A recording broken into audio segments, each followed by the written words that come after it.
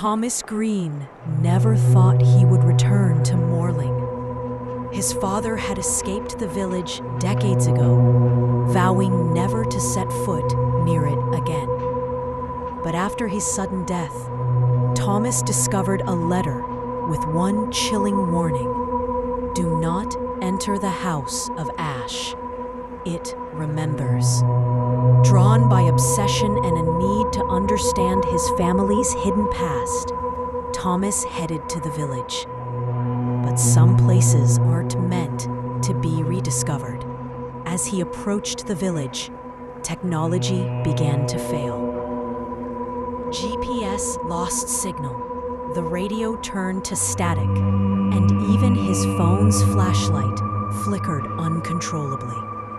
A thick fog rolled in, and then the engine stalled, completely dead. He stepped out and saw an old man limping down the road, eyes milky white. The man simply said, "Don't trust anything that knows your name." Then he vanished into the mist, leaving Thomas shaken and alone. The house sat at the edge of a clearing, burned black like charcoal. No birds sang nearby. It looked untouched for decades, yet the front door creaked open on its own.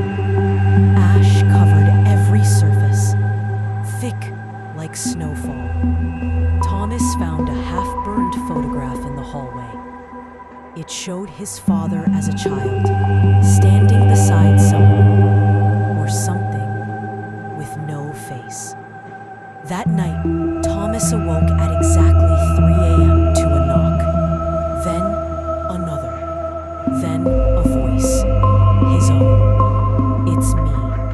Let me in." The voice grew more pleading, more distorted. The floorboards outside his room groaned under invisible footsteps. Then silence, until the whisper came again, closer now. "Why did you come back?"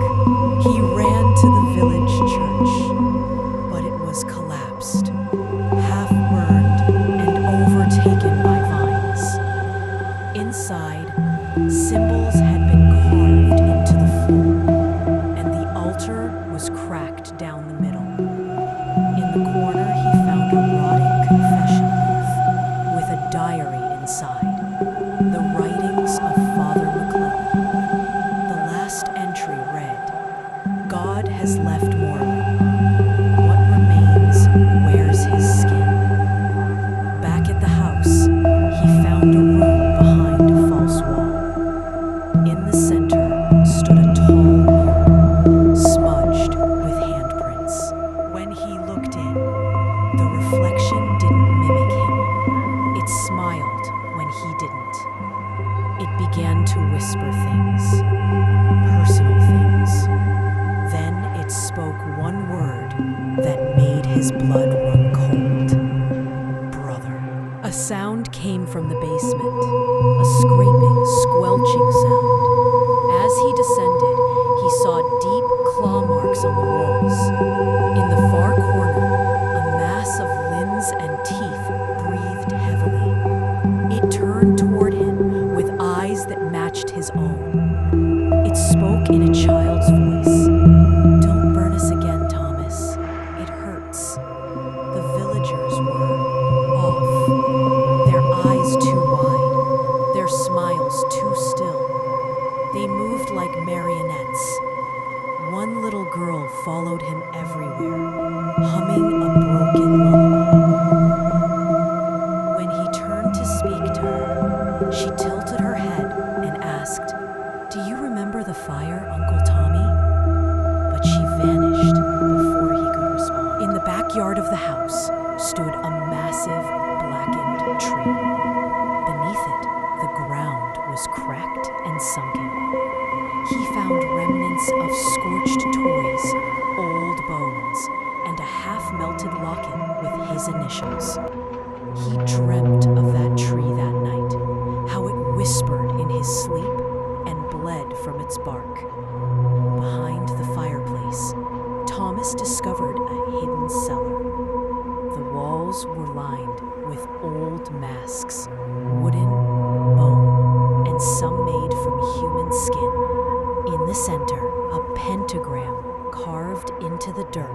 pulsed faintly. As he stepped into the circle, he heard dozens of whispers, voices of his family members, pleading for release. Upstairs, behind a loose floorboard, he found a blackened grimoire bound in something leathery. Inside were rituals, protection spells, and a section titled Reversal of the Ash Curse. But the ingredients were impossible. Blood of the firstborn, heart of the betrayer, fire from the void. The final page was ripped out. Thomas tried to flee. The road out looped endlessly, no matter which direction he drove. The sky stayed the same shade of gray-blue twilight. When he tried to call for help, his phone displayed a video of him sleeping. One night, he saw a tall man standing in the field, motionless, wearing a black suit with no face, just a smooth surface like wax. Every time he blinked, the man was closer. When he shut the door, the man was already inside the house, sitting in his father's old chair. Thomas found another journal, older than his father's.